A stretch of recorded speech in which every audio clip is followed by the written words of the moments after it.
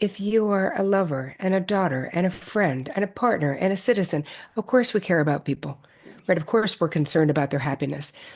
When you're a high functioning codependent, you step over the line and you start to feel responsible for those things, not just concerned about those things. Feeling like you have a million amazing ideas, but you can't seem to turn them into a reality? You're not alone. Creative entrepreneurs everywhere struggle with turning their vision into an actionable plan. That's why I'm inviting you to Your Best Year Yet, a free masterclass that transforms scattered ideas into a simple strategic roadmap for 2025. You'll discover the number one reason your big ideas haven't materialized yet, and more importantly, exactly how to change that. No more overwhelm, no more burnout, just a clear path to building a business that supports your dream life. Join me and learn how to create a business plan that you'll actually use, one that turns your abundant ideas into achievable goals. Of course, we have a link in the show notes, but you can also head on over to flourishthriveacademy.com/best year masterclass to save your spot. Your best year isn't just ahead of you, it's waiting for you to claim it. Let's do this. When you think of the word codependent, what comes to mind? Hapless victim with a selfless rescuer, or something quite different? Well, you might not know it, but you might be a high functioning codependent. I know I certainly am and have been in my past. Today on the show, I interview my dear friend, Terri Cole, all about high functioning codependency. And we talk about her book, Too Much, a guide to high functioning codependency and how to break the cycle. And I'm very excited to dive into this interview. We had a great conversation all about relationships and how to handle situations when you want to be the savior or solve everyone else's problems and take it all on yourself. So if that sounds familiar, I know you're going to love this episode. Now, before we dive in, I would love to invite you to subscribe to our channel, click that little notification button so that you're notified every time we launch new episodes. All right, let's dive into this episode with Terri Cole. Well, I am so excited to have my friend Terri Cole back on the show today to talk about her brand new book, Too Much. Terri, thanks so much for being here. Trace, I always love talking to you. I'm super excited. Me too. I'm really excited to talk about this. You have been someone who has helped me so much just in my relationships and creating balance between how you should be showing up and how to communicate with your partner and how to set boundaries for yourself and all the things. And so I'm really excited about this book because as a recovering codependent person, I know that it's going to be super helpful. Probably still a little bit codependent, who knows, but I'm excited to dive in. So how's the book going? How's everything going? Oh, it's great. It's the response to the book has really blown my mind. I knew it was a thing because I've been Yeah. teaching about high functioning codependency for a number of years. I coined this phrase a number of years ago because I needed to. Like, why did, people are like, why did you coin it? Is codependency not well known enough? But the thing is, my therapy practice, how it came about for me is that my therapy practice is women like you and women like me and all of our friends and people we know who are ambitious as hell, incredibly capable, building empires, doing their thing. And so if I would say to them, hey, what you're describing in your relationship, this is a codependent pattern, they would immediately reject the notion and be like, I'm not dependent on squat, lady. Yeah. Everyone's dependent on me.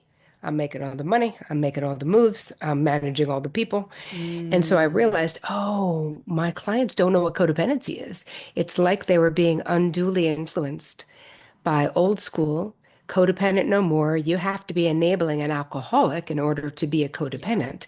So I want you to think of the high functioning codependency as codependency for our modern life. Like Hmm. what's actually happening for modern women.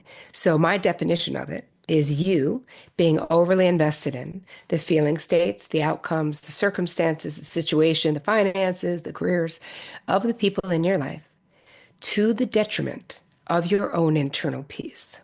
Mm. That's Because a big we one. need that distinction, right? But we need the distinction, right? Because if you are a lover and a daughter and a friend and a partner and a citizen, of course we care about people, right? Of course we're concerned about their happiness. When you're a high functioning codependent, you step over the line and you start to feel responsible for those things, not just concerned about those things. That makes sense? Okay, so what are some of the signs of, I mean, you talked a lot about different things. What are some of the signs of this? I'm looking at this and I'm like, maybe I'm still codependent. I told you this before, not everyone knows, but I was married to an alcoholic and someone who was diagnosed later after we got divorced as bipolar. And it was a lot because I was managing his feelings a lot. And Yeah. I find myself sometimes too being kind of in this people pleaser mode, either Hmm. in a space where I'm like, everyone has to be okay, or like I don't want to deal with it and I just want to avoid the emotions, or Hmm. like just get me out of here so I don't have to deal with it. Yep. so Oh my so God. let's talk about this. All right. So let's talk about the traits. So Yeah. feeling responsible to fix other people's problems, Hmm. like going above and beyond, giving till it hurts, right? Even when you're not asked to do so. I'm always ready to jump into damage control mode for other people. Like, and here's the Mm, thing. We're amazing in a crisis. Let's be honest. yeah. If you're an HFC, you don't shy away from the crisis. You're like, we're good to go. We also can feel exhausted, resentful, and bitter that other people sort of they don't take our advice a lot of times when we so readily and freely give them our advice and then they don't take it. We're like, wow, this is annoying. Yeah. It is But annoying. also it is correct. I will Hmm. agree. But it's not for us to control other people, but that's what we want to do. When you think about it, all this overfunctioning, overgiving, overdoing, a lot of it has to do with we're really trampling on other people's boundaries. It's like trampling on other people's right to be sovereign, but that's not how we see it. And it's kind of, for me, it's kind of interesting because the first book was sort of more about how do we get other people to respect our boundaries. And this book is about how to not be a boundary bully when you're a high functioning Yeah. codependent. So, what do the behaviors look like? Auto advice giving is one of the major ones where we just can't stop. It doesn't matter. Oh, so you're just like, oh, here's what you should do without Hmm. having permission to even give the advice. Yeah. Okay, guilty And of that. for me, it could be people I didn't even know. I could be overhearing some shit on a bus and be like, I know a great oncologist. Like, I'm not kidding. Like, mind your own business, Terry. But I couldn't. Being overly self-sacrificing. So, like, Mm, as HFCs, we're pretty much always willing to take one for the team. Someone needs mm, something more. We're like, it's fine. I'm good. Don't worry about me. Just go. Auto accommodating, which means that we can immediately see a situation and what it needs, and we could just morph ourselves to do whatever that is. I tell a story right. in the book Too Much about being at a salon, actually on West Broadway in Soho, Cutler Salon, Yeah, and I know exactly where that is. I know you do. I was laying in the bowl, right? Because in the sink because I was having a treatment done on my hair. So I was laying there for it was going to be a 30-minute treatment. And as I'm laying there, the line for the sink, because it was a busy Saturday, was just stacking up. Oh, the Every new anxiety. person, and exactly right, Trace. Every new person, I was more anxious. Like, I wonder if they think I'm a selfish jerk because why am I laying in this thing when I'm not even using the sink. Anyway, eventually my neuroses got the best of me and I raised my hand to tell the assistant, I could move. And she's like, yeah, no shit, lady. We do this every Saturday. Relax, Terry. You're fine. Like, nobody needed me, Terri Cole, to figure out their sink flow. And why? Why was I not just relaxing my exhausted brain, Yeah. listening to a friggin' podcast, calling my mother? Like, there's 1,000 things I could have done more productive than feeling responsible for something that was not my responsibility. But that is super common. And people will say to me about that story and about other things, well, I mean, listen, maybe you were just being nice. Like, I'm just nice. Like, I just like to help. I'm just a nice person. I'm like, listen, if you can't not do it, it is not you being nice. It is compulsive.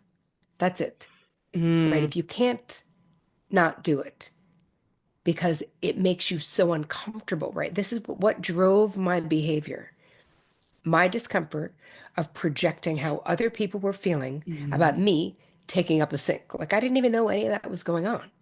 It was just in my mind.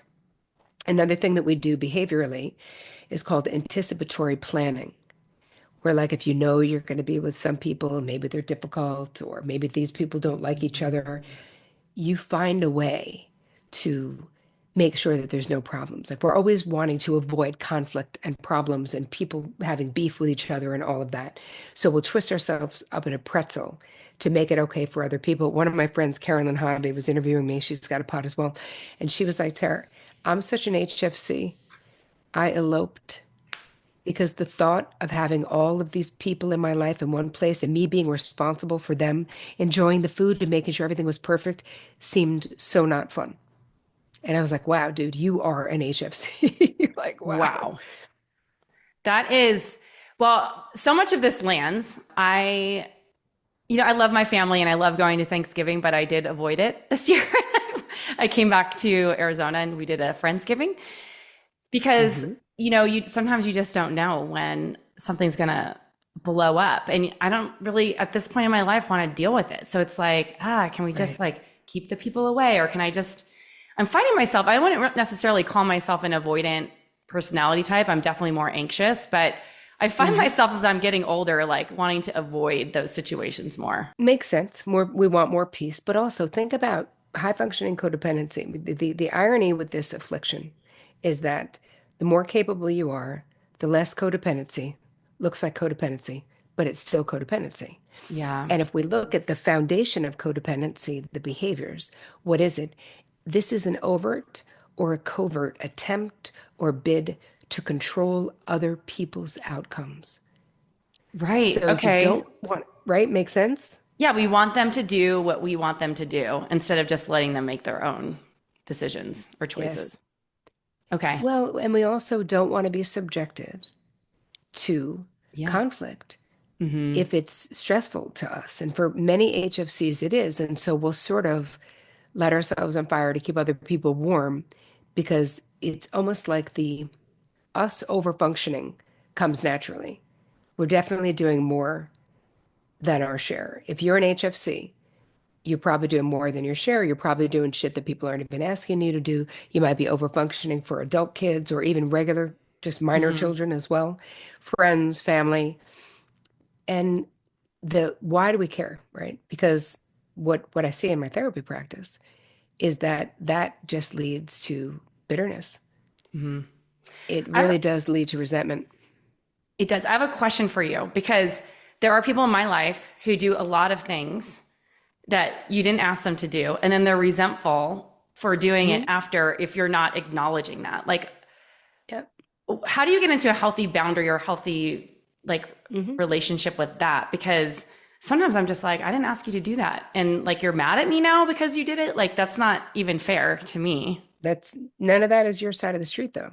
And so part of it is if someone says, well, I did this for you. Interesting. I'll give you an example that I share in the book. One of my middle son and his partner and twins were driving down from Canada where they live, and they broke down on the side of the Northway. And this was very stressful to me because one of my nieces was killed, being broken down on the side of the road, and so I felt extremely scared of like where they were. There was Hmm. holiday traffic. So I'm immediately into HFC mode of overfunctioning. And he's a grown ass adult, like super not even, he's like in his 40s, like he's Yeah. grown up. His kids are 8, you know what I mean? And I was the second I heard from Vic what happened, my husband, I called my mother because we have family up that way. Hmm. I was like, they're up by Saranac Lake. Call cousin Sarah. Like I was literally just all SOS everywhere. I literally called a car rental place near where they were broken down to see whatever. So when I finally got on the phone with Alex, my son, I said, I spoke to the car rental place, and immediately, because he's got good boundaries and has had lots of therapy and read his mother's book, he was like, I didn't ask you to make any phone calls for me, Tara. And he's like, I've got it handled. We've got the tow truck coming. We're doing whatever, like whatever it was. But he was so right. Yeah. And that was me. Now, old me would have been mad that he wasn't appreciative that I was just helping. But Mm, HFC and recovery me immediately was like, you know what, babe, you are absolutely correct. Of course you have it covered. Of course you have it covered. We'll right. have dinner ready when you get here. Like, let it go. I wasn't mad at him. And it was a slip for me because with being in recovery from being a high functioning codependent, that's all you can do is get into recovery. This is just like any other compulsion in our lives. Like it doesn't disappear, right? We're not cured of alcoholism, right? We get into recovery. This is the same thing. So Interesting. Okay. situations, situations that threaten you may kick it up in you, but I course corrected really quickly. And, most relationships can tolerate like that kind of an interaction. It's not a big deal.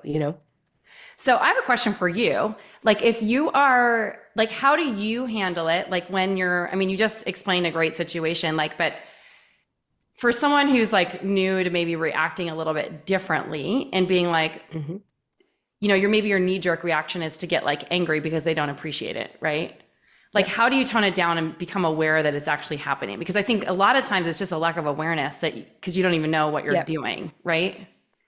Yeah. So we're going to I think we can start by taking a resentment inventory right now. Okay.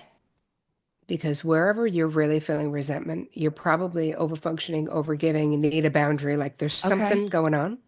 All So we'll right. use that as like a GPS for you to go, oh, I Resentment really do. inventory. I resent my sister for this situation. And then we have to walk it down the aisle, which is, okay, once you can establish what the situation is that you're feeling resentful about, then you got to go, all right, what is my 50% of this? Like, Okay. what did I not do? Or what did I do? Right? Mm-hmm. If I'm mad at my sister for borrowing my clothes without asking me, have I said anything to her about it? If the answer is I haven't, well, then I know I need to have a conversation and Right. make a simple request that she not take my stuff without asking or whatever the resentment is. But I think where we can also start, so that's a great take Yeah. resentment inventory is very helpful for people. Another thing is the one of the easiest things to change is going from an auto advice giver to asking expansive questions. Mm, Even with little kids, right? Even with a 6-year-old. If a little kid comes home and they had conflict at school, instead of you immediately being afraid that they did something wrong or being like, you're right. going to go apologize, ask them what happened. Listen, then say, okay, so what do you think you should do? And stop talking. Whether it's a little kid or a grown kid or your business Wow. partner or your partner, it doesn't mean we'll never weigh in on people's situations when we care about them, especially because we do have good advice. As HFCs, we're Hmm. pretty capable, but it can't be the first stop on the bus because what happens is people become projects. Mm. Jason says to me all the time, it's not your challenge to overcome. It's Mhm, someone else's. And if you're trying to solve their problems for them, mhm. then you're robbing them of the gift of overcoming the challenge and getting on the other side. And we make a presumption that we know best, Right. Wow, that's and that's we huge. don't. The talking about the little kids, this is really interesting because my sister has twins, and one of her sons, it's a boy and a girl. They're in different classes because of sibling rivalry and all the things. But the boy, his his speech isn't like super clear yet, and so he said something in class, and the teacher thought he said a very bad word, and she's like, "Where is he learning this?" And Carly's like, "We've never said this word at home." So she asked him, she's like, "What did you say?" And he said something completely different, but the teacher didn't understand him. And Mhm. if she had gone to him and got mad at him instead of Yep. being curious, it would have probably created like serious childhood trauma for the kid. It's like Hmm. that's huge. I love this idea of asking questions because I'm a bonus mom to two teenage girls. And Hmm. there's always drama in their lives, like the friends, the boyfriends, like the whole thing. And I Hmm. think asking the questions instead of like trying to solve the problem is so much better. Yes. I got myself into a little bit of trouble this summer, Terry, because Tati, one of Jason's daughters, was like really missing her boyfriend. And then something was happening where someone wasn't getting back to the other person right away. And I was like, you know, this is such a New York dating thing. If you're too available, it's going to make him Mm. not value you as much. So maybe you should pull back a little bit. And she started pulling back. And then it caused like this big drama in their relationship because he's like, "Why aren't you getting back to me? I saw that you." And I was like, okay, different generation. Also, the relationship hasn't been that way. So you can't like subvert a new rule in the middle of it when Hmm. it's something else. Right. But anyway, that was a good lesson for me to not really meddle and to start asking better questions. And I don't think that my advice was necessarily bad, but at the timing of the advice was not the right advice and also was not Hmm. requested. So it's a good Yep. learning lesson for me. Yes, because it is meddling. You know what's Yeah. funny is that even though our hearts are in the right place, because I know Hmm. yours is, and I know mine is for all the years that I was doing it. But the end of the end is that that doesn't change, right? What do they say? Intention Yeah. doesn't change the impact or whatever, which is what are we saying? Like when we try to, we're so afraid of kids making mistakes and we're like, this is what you're going to do, or I'm going to finish your report for you, or whatever. The subtext of that is absolutely that I don't think you can do it. That's the subtext. Mm, I'm doing it. I'm inserting myself as the solution to your problem because I do not think that you are capable, which of course is certainly not what we want to no. be saying to kids for sure. But it's what we're saying to other people too Okay. when we make assumptions and when we jump in with our grade A advice. And it really is unhealthy. Like it Yeah. really makes the relationship, it messes with the intimacy in the relationship. Like you'll only be so intimate because the truth is you can't tolerate. Like think about what is the real flex when it comes to love. Being in the foxhole with someone during a dark night of the soul Mhm. and not trying to fix them.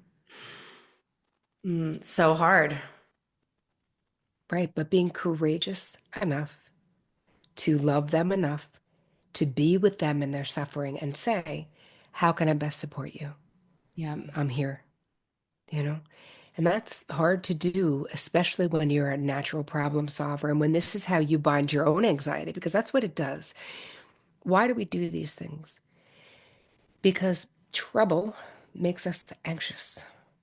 Problems, conflict Mhm. makes us anxious. People fighting makes us anxious. People, disagreeing makes, there's so many things that we really want to control what's happening. So we're hyper, another element of being an HFC can be a hyper independence, where it's Yes. like, Oh, I'm not. yeah, yeah, same. And I'm in recovery, so I'm better now, but where we Let's talk about don't that. love. Yes. Don't love asking for help. Don't love it. I Don't do want to not let like people asking help for help. us. I Yeah. also, like Jason and I have an amazing relationship. It's like the best relationship I've ever been in. But like, it's not to say that we don't have some work to do.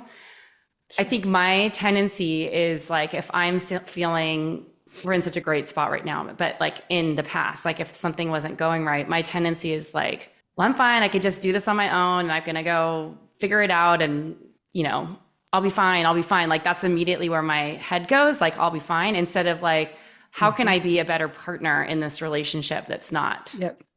codependent? That's interesting. It's an interesting observation. I can see it now. It's just a little bit hard in the middle of it, but Hmm. Oh yeah, but it's again, the hyper independence is because we do not want to be vulnerable. yes. If Get our I heart if I broken. really like fall in love with you, if I let you add value to my life, I remember specifically, I write about it in the book. We're realizing with Vic, so we've been together 27 years, and it's like he would always want to do stuff for me. I remember saying to my mother, I don't get it. This guy lives in Jersey. Why he wants to drive through the tunnel, pick me up on the Upper West Side, and drive me back to Jersey. He always says, let me just come scoop you up. And I want to go, I'm just going to go to Penn Station. It'll take me 20 minutes. It'll be so much Yeah. more efficient. Hmm. And my mother was like, Tara, why are you stopping this guy from doing nice things for you? He wants to scoop you up. Let him. Like, why are you saying no? And I think that I really had to get, when I started getting into it in therapy, like why? I was so scared. It felt very threatening. And I said to her, he already has the power to annihilate me because I really love him. And if he doesn't turn out to be who I think he is, I like literally Mm. don't think I'll survive it. Uh, it's hard. I've felt that.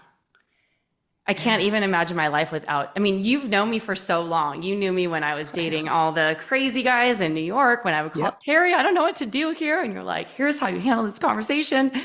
And, you know, single for a long time and then finally meet this person. And I'm like, I don't want to mess it up. And like, I've moved my entire life to be with him. It feels really vulnerable, especially when things, because, you know, relationships aren't always perfect. Like sometimes you have Of disagreements, course. sometimes, and opening yourself up to that vulnerability of, you know, what if they, my abandonment issues get triggered? Like, what if they leave, and Hmm. then you're alone anyway. So I got to figure out how to be independent so I can, Yep. live my life. Again, but it all comes back to control Yeah.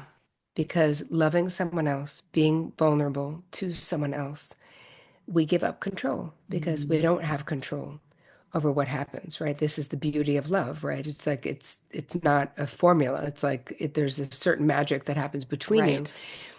But what can people do? If anybody listening to this, watching this is like, wow, this is totally me. What do I do? You're already doing it by listening to this pod, which is just raising your awareness of your own behaviors. That might not be the best. Obviously, I'm going to say go get my book, Yes. hfcbook.com, It's a great because book. everyone should. It's Yes. amazing. It surely is. Thank you. I feel very proud of it. Better boundaries, right? More honest boundaries. Surrender to what is.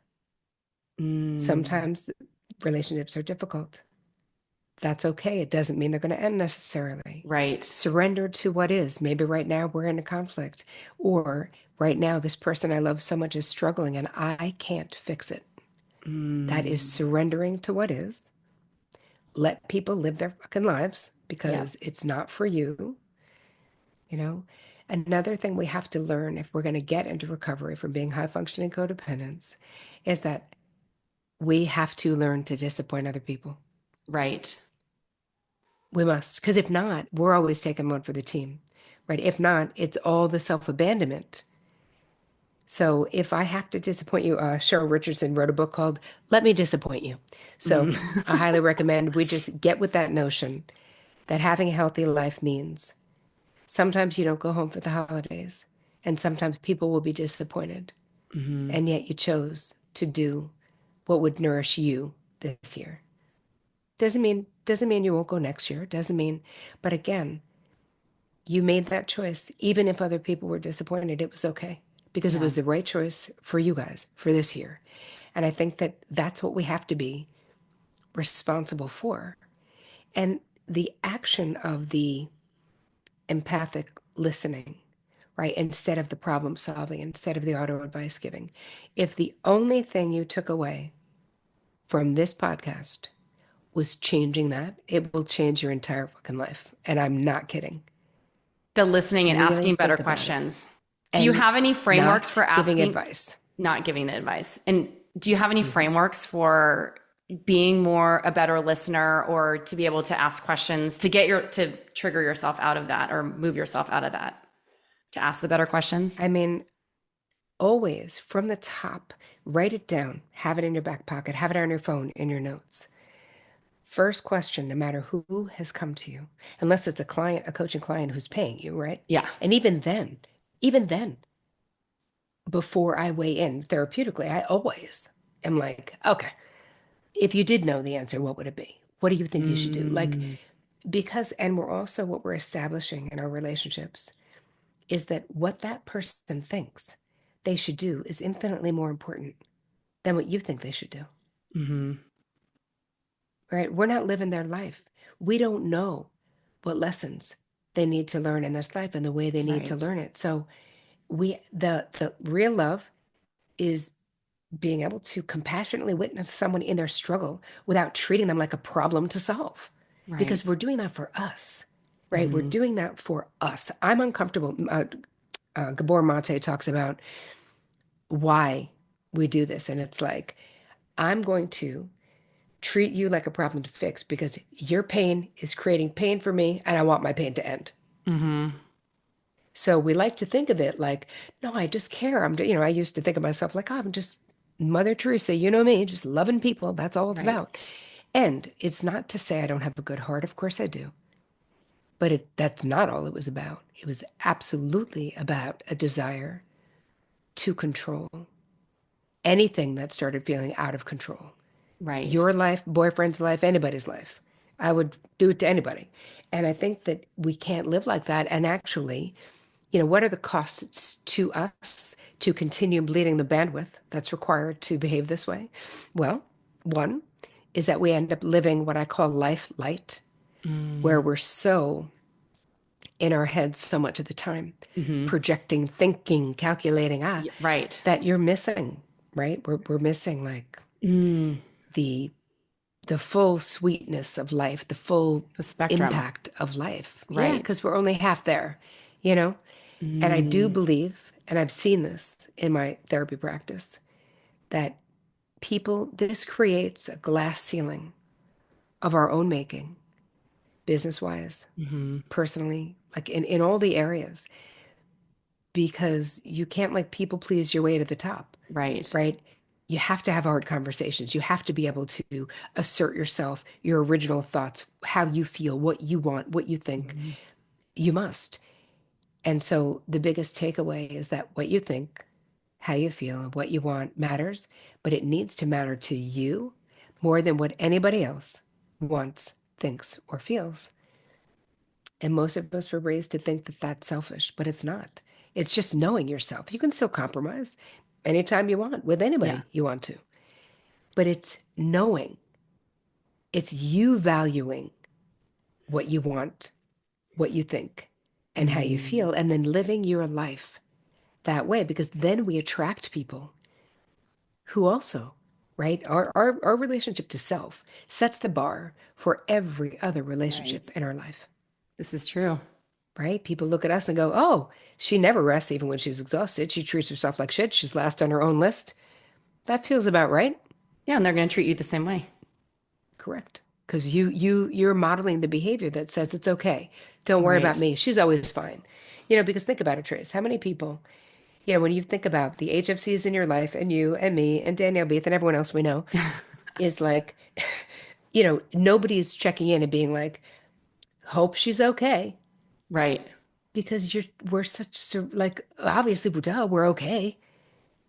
Of course we're okay, because as HFCs, even though we're not really fully okay, we don't we don't put it out there, right? We're not asking for help. We're figuring Right. it out kind of on our own. This happened, something interesting happened. I was like at an event and I hadn't seen a couple of my friends for a while and we're having this conversation. I was telling them about a hard thing and they're like, we're here to help you. And I was like, it's like, I don't, What? how do you, how do you ask for help kind of thing. And the next day, like after the event was over, the next day, one of my friends reached out to me. She's like, if you ever want to talk, I know I might not be the first person you think of, but sometimes it's helpful to have someone who's not like in the middle of the situation just to like work through it.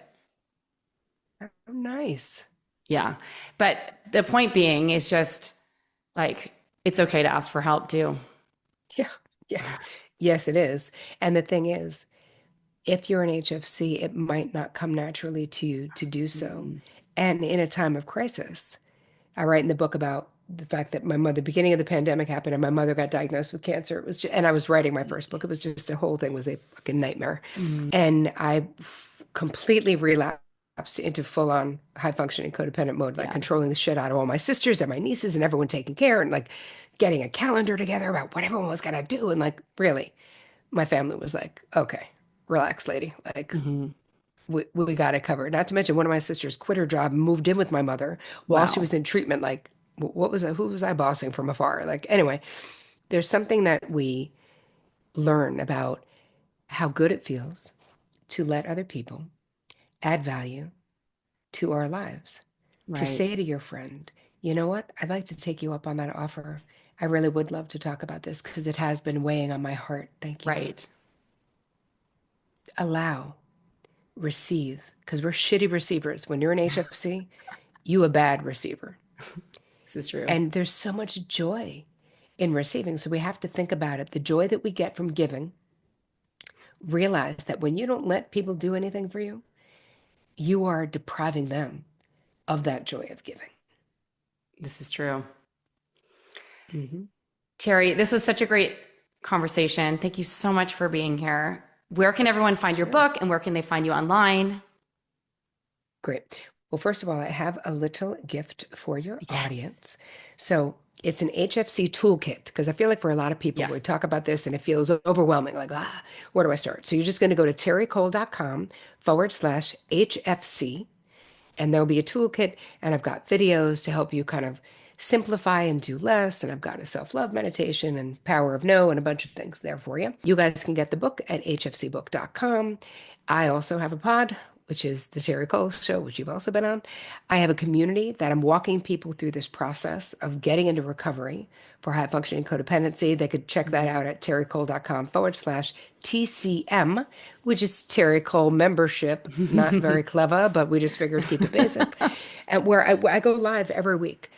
And it's really Q&A, walking people through my courses. And also we're actually right now doing a whole book club around the book. So Love anyone that. interested in that. And you can probably hang out most on Instagram, Terri Cole. Awesome. Thanks, Terri, for being here. You're awesome. Love you, girl. Thanks for having me, my friend. Thank you so much for listening today. This is Tracy Matthews signing off. Until next time, make sure that you go pick up Terri's new book and go grab her High Functioning Codependency download today. All right. Thanks so much for watching the show today. Ciao for now.